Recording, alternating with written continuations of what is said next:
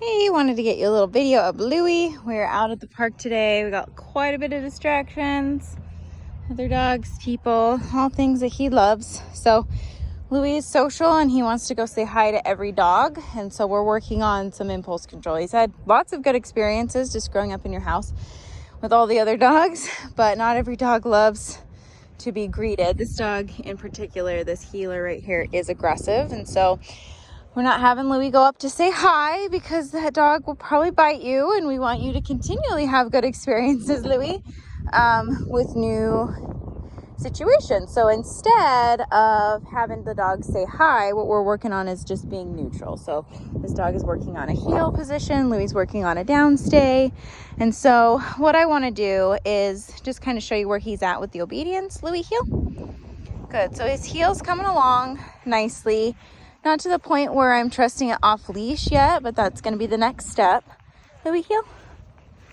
Come on. Good boy. Good. So when I change directions, I'm finding that he's really good at getting back into position, and that's going to help him in the off leash stuff. Heel. Just walk a little bit on the sidewalk here. Good boy. Do some directional changes, making sure he can maintain that position. Anytime I press the button, I want him finding that position. So I'm using the leash as a guide, but I'm not starting with a leash. A common thing people will do is when the dog gets out, they pull the leash first and then they do the e-collar. Come on. I do opposite. So I start with e-collar first at this stage in the training, leash secondary, because eventually I want him to be able to do this whether he's attached to me or not.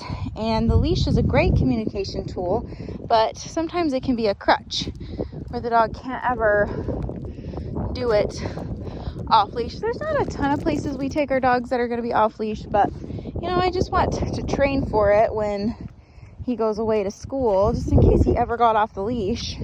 We have some reliability. So some things I've noticed with him that he struggles with are the downs when it comes without food. So he can be a little bit stubborn with it. And so I know he knows what I'm asking, but he's almost like, no, I just expect you to give me a treat every time. And so we'll go back and forth. So sometimes we'll use a little bit of food. Sometimes we'll just expect it without food. So yesterday we did some stuff with treats.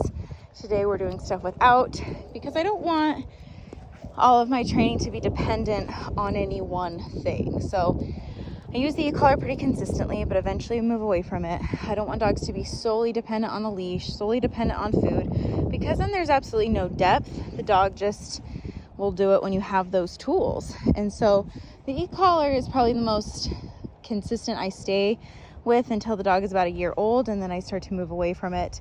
But the nice thing about the e-collar is it's been conditioned to my voice. We got a good distraction, a dog over here. And so, Louie, heel. So as he feels it, heel. Good boy. E-collar, making that connection. Good. Louie, down. So I'll show you where we're at. So we're just doing it slowly. So Louie, down. Down. So I'm just helping him through it. Louie, down. With a little bit of tapping on that collar. Louie, down. Down. Down. Good. So you can tell he checks. He's like, do you have food? Louie, down. Down. Good. Okay. And we just keep it short and sweet. So that's the biggest struggle with him, is when the food goes away, he's like, I don't want to do it. Louie, come.